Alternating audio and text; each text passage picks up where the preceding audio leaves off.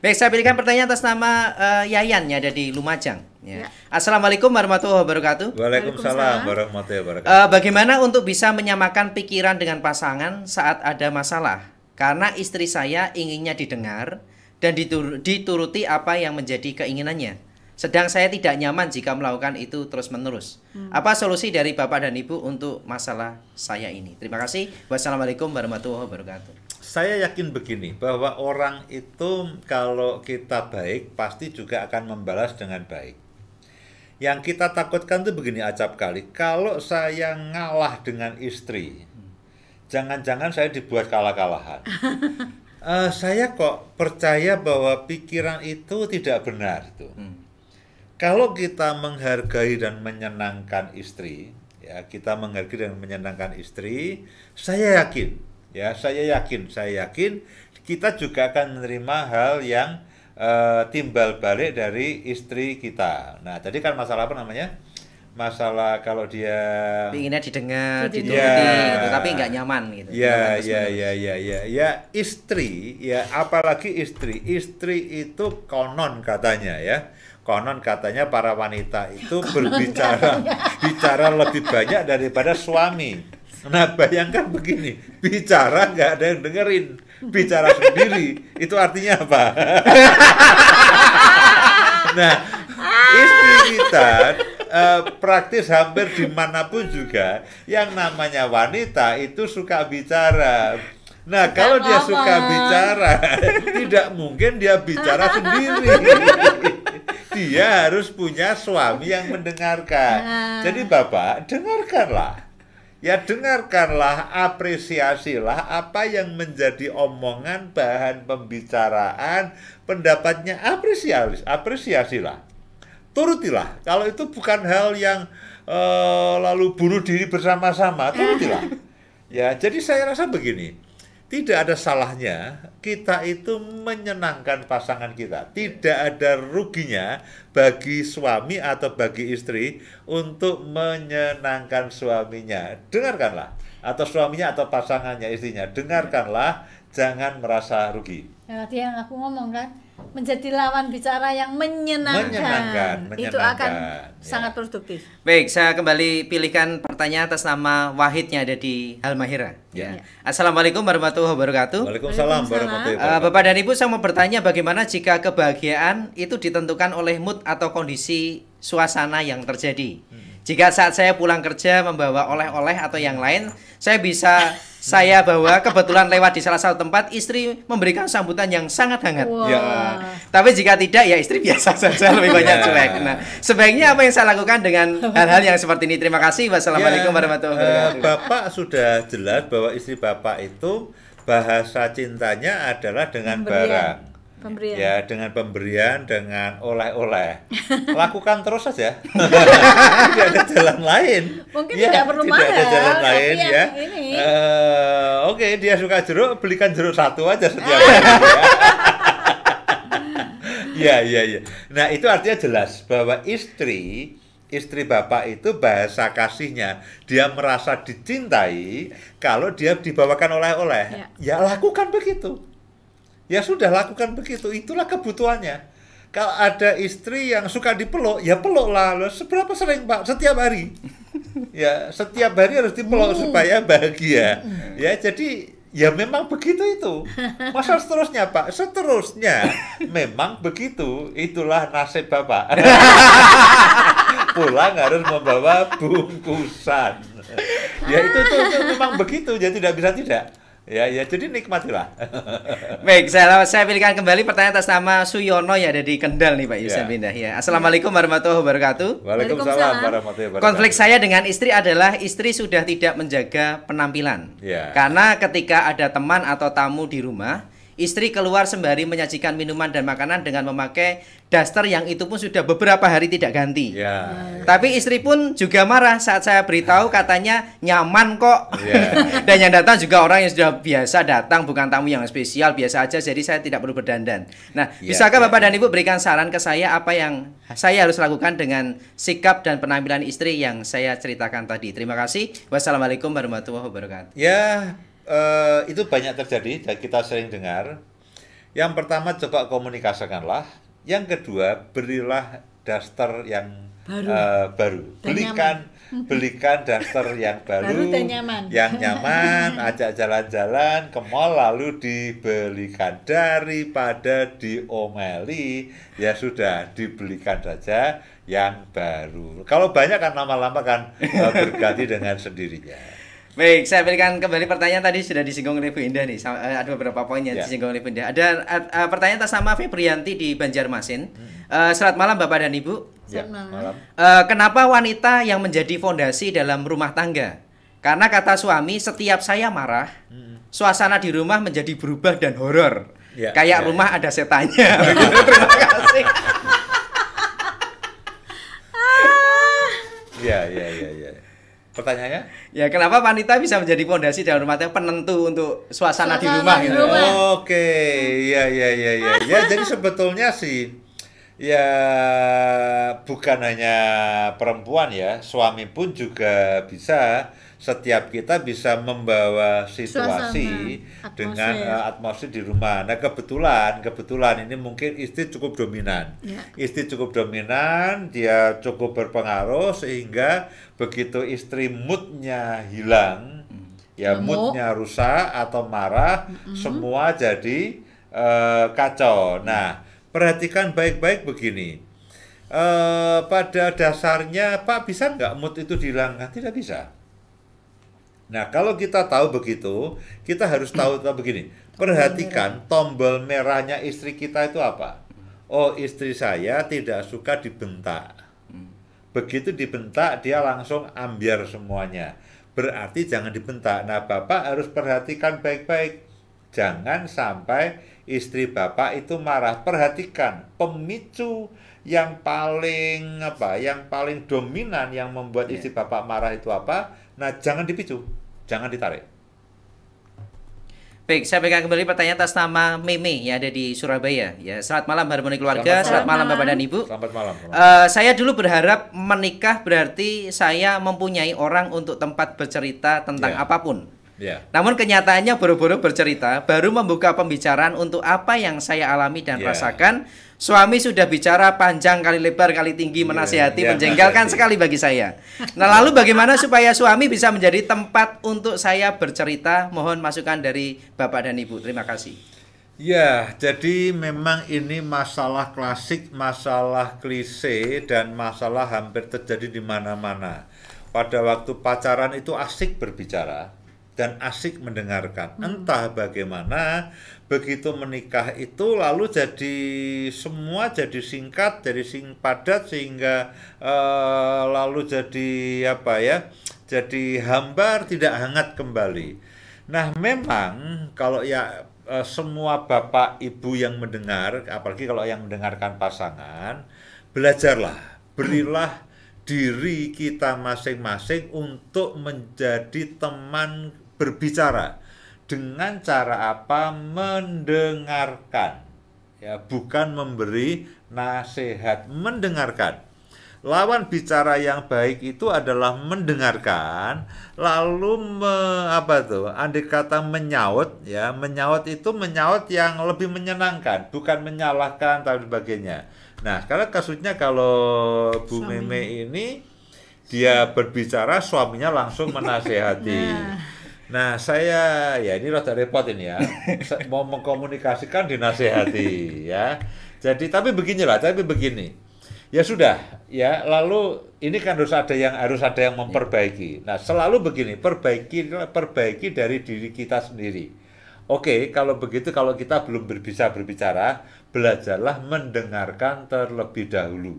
Apa yang menjadi aspirasi suami, apa yang menjadi keinginan suami, dengarkanlah lebih dahulu. Nah, kita berharap lambat laun lalu suami juga akan menjadi teman bicara yang menyenangkan. Baik, saya bacakan kembali pertanyaan atas nama Mulyatin yang ada di Lampung. Ya. Assalamualaikum warahmatullahi wabarakatuh. Waalaikumsalam warahmatullahi wabarakatuh. Bapak dan Ibu, saya mau bertanya bagaimana jika janji terus tapi tidak pernah ditepati? Kalau ditagih atau diingatkan malah lupa. Kapan ya aku pernah ngomongnya. Yeah. Dan tanpa dosa hanya bilang janji yang kemarin hanya untuk membuat kamu senang mendengarnya aja. Kapan realisasinya kapan-kapan gitu ya. Saya mohon pencerahannya dari Bapak dan Ibu ketika saya menemukan suami yang seperti ini. Terima kasih. Wassalamualaikum warahmatullahi wabarakatuh. Jadi begini. Tidak semua harapan tentang pasangan kita itu bisa terpenuhi. Ya, tidak semua harapan tentang pasangan kita itu terpenuhi. Kadang-kadang begini, kita ada yang menerima apa adanya. Ya, saya sering bicara, terimalah suami istri kita dengan ikhlas apa adanya. Kalau suami kita berjanji tapi sering lupa, ya sudahlah. Jangan dituntut. Kalau istri kita seperti Bu Indah tidak bisa masak, ya sudahlah. Ya, dia tidak bisa masak tapi dia pinter pesen masakan. Sekarang ada GoFood, ada GrabFood. Ya enggak apa-apa. Dia nggak bisa masak tapi yang penting bisa pesan masakan secara online. Nah, kadang-kadang begini ya, mau makan aja bisa. Iya. Dan pintar cari mana yang diskon. Jadi begini Bapak Ibu sekalian, jadi begini. Kita harus belajar menerima bahwa tidak semua keinginan kita tentang pasangan kita yang harus begini itu bisa terpenuhi sempurnanya, terpenuhi dengan sempurna. Kita harus begini, ya sudahlah, terimalah apa adanya dengan tulus, dengan ikhlas. Baik kelebihannya maupun kekurangannya, termasuk dia suka berjanji, suka melupakannya, ya sudahlah, ya sudah, ya jangan dituntut, jangan kamu begini, nah ribut lah, itu termasuk kekurangannya. Baik, ada pertanyaan kembali atas nama yang saya pilihkan atas nama Yusandi yang ada di Bandung nih Pak Yus ya. Assalamualaikum warahmatullahi wabarakatuh. Ya, senang sekali saya bisa kembali mendengarkan program Harmoni Keluarga. Saya mau bertanya bagaimana menjaga keharmonisan dengan istri yang sudah banyak menolak untuk saya sentuh. Diajak family time dan kegiatan bersama pun seringkali menolak. Sedang ada teman wanita satu tempat kerja saya yang begitu perhatian dan selalu mengerti akan saya. Mohon pencerahan dan masukan dari Bapak dan Ibu akan hal ini. Terima kasih. Wassalamualaikum warahmatullahi wabarakatuh. Yang pertama, jangan sentuh teman wanita yang tadi. Ya, yang pertama itu harus dilupakan. Itu harus dilupakan. Pepatah yang mengatakan rumput tetangga lebih hijau itu pada realitanya itu sering terjadi. Nah begini ya, sekali lagi jangan berpikir bahwa orang lain lebih baik dari pasangan kita. Itu kita harus matikan. Tidak. Ya sama saja. Ini kalau sudah kejadian ya sama saja. Nah begini, tadi kan Bapak mengatakan bahwa ini istri saya tidak merespon dengan baik dengan sentuhan-sentuhan dan keinginan saya. Nah saya ajarkan begini. Coba perhatikan apa yang menjadi kesukaan pasangan kita. Penuhilah. Nah, suami memang inginnya begitu terus ya. Kadang-kadang kalau istri kebutuhan emosinya, kebutuhan jiwanya itu tidak terpenuhi dengan baik, dia menjadi tidak nyaman atau malas untuk melayani berhubungan suami istri dengan suaminya. Jadi Bapak, saya alih-alih daripada wanita yang lain tadi, coba sekarang begini, istri Bapak coba perhatikanlah apa yang dia sukai, penuhilah kembali, jangan menurut apa yang kita sukai. Loh, saya sudah mengajak family time. Nah, jangan-jangan istrimu tidak suka family time, jangan-jangan dia sukanya menjahit, ya belikanlah mesin jahit. Loh, kadang-kadang kita tidak tahu itu kan, tidak semua orang itu suka family time, itu tidak semuanya. Saya termasuk yang tidak terlalu suka family time. Family time kita ya di rumah saja, ya tidak pergi kemana-mana, itu saya termasuk yang tidak terlalu suka. Jadi perhatikan apa yang menjadi kesukaan dari istri Bapak, lalu penuhilah, bukan seperti yang kita mau, tapi yang seperti dia inginkan. Baik, saya berikan kembali pertanyaan atas nama Nasifa yang ada di Aceh Barat. Assalamualaikum warahmatullahi wabarakatuh. Waalaikumsalam warahmatullahi wabarakatuh. Bapak dan Ibu, suami saya sering bilang wanita kok cerewet. Padahal itu bentuk perhatian saya dan sayang saya ke suami. Semua hal saya siapkan buat suami dari pakaian, tas kerja, sarapan, dan lain sebagainya, namun suami kok malah menjuluki saya seperti itu. Bagaimana menurut Bapak dan Ibu dan respon saya terhadap perkataan suami yang seperti ini? Terima kasih. Wassalamualaikum warahmatullahi wabarakatuh. Ya, salah satu kecerdasan dalam kehidupan rumah tangga adalah begini, kecerdasan untuk memahami apa yang disukai pasangan. Nah, berarti kan suami tidak suka itu. Tidak suka dengan, saya nggak tahu apa kenapa dia ngomong cerewet, yang mungkin ngambilkan sepatu sambil ngomel, atau kita nggak tahu ngambilkan sepatu sambil ngomong, ngambilkan kopi sambil ngomong, jadi ngomong terus lama-lama ini suami mungkin jadi apa ya, jadi ribet di sini. Nah, salah satu kecerdasan dalam kehidupan rumah tangga adalah kecerdasan untuk memahami apa yang disukai oleh pasangan kita, apa yang disukai oleh pasangan kita, bukan menurut kita tapi menurut pasangan kita. Nah, yang berikutnya adalah bagaimana kalau itu yang disukai oleh pasangan kita, bagaimana kita memenuhinya. Nah, kecerdasan ini perlu dikembangkan. Nah, kita bisa caranya gimana, Pak? Perhatikan respon pasanganmu. Berarti suami ibu tidak suka dibegitukan. Buktinya dia responnya negatif. Berarti dia tidak suka diomongin dan tidak suka semua. Kita tahu batasnya. Ya, kita melayani pasangan kita tahu batasnya. Ada suami-suami yang suka mengambil sendiri.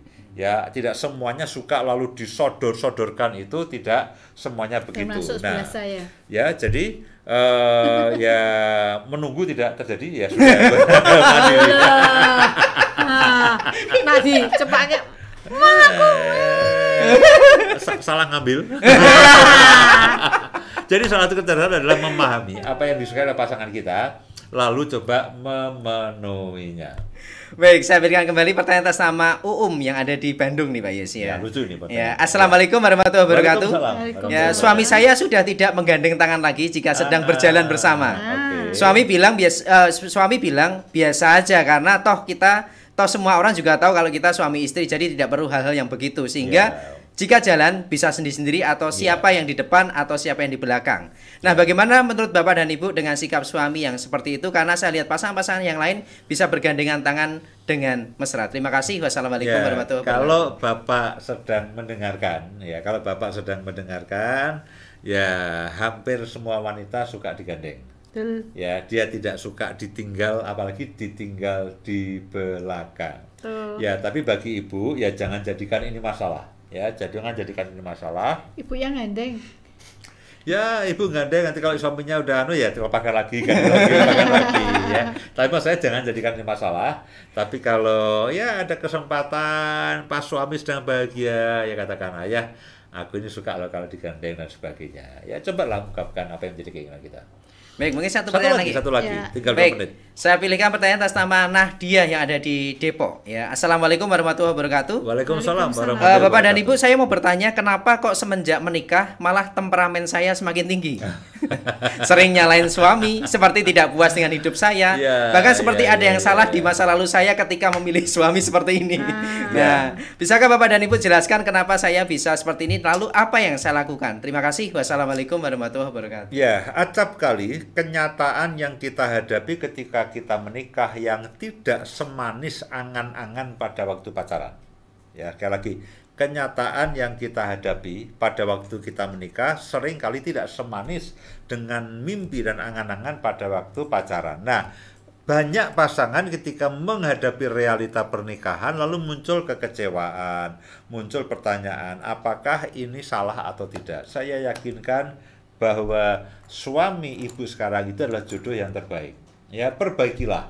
Alih-alih menyesal, alih-alih lalu mempertanyakan, syukuri, ambil komitmen, ini adalah jodoh yang Tuhan berikan kepada saya. Jangan berpaling ke belakang, jangan menengok ke kanan atau ke kiri, lurus saja ke depan. Saya percaya, ya, setiap rumah tangga itu bisa dirajut kembali.